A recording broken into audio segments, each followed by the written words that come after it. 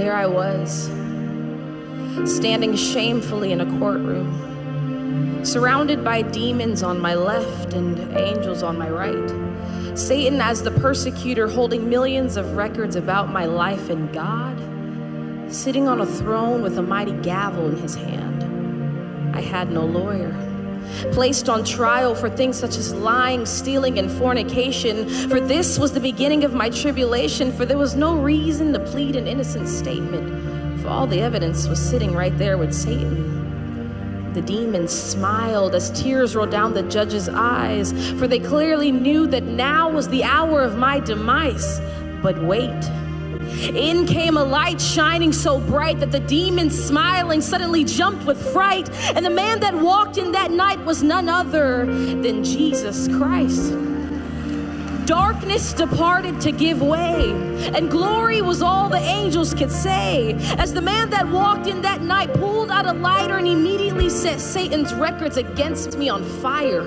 He took the sentence file and erased my name, looked at me in the eyes and said, "Daughter, I'll take the blame."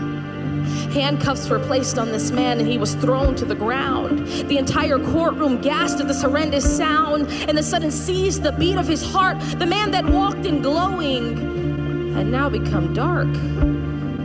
I did this to him. My lying, my stealing, my cheating, and he took the pain and spent 3 days in the hell that I was to go to for eternity.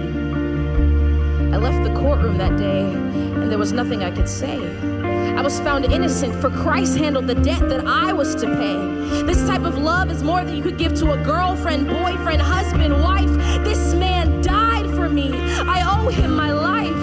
And even though my life is not at all worth it, how could you ever trade preferent for perfect? See, I gave my life to Christ and suddenly picked up a mop.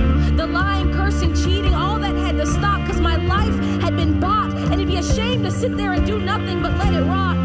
I'm not perfect, and the will to sin hasn't completely diminished from my life. But I believe Jesus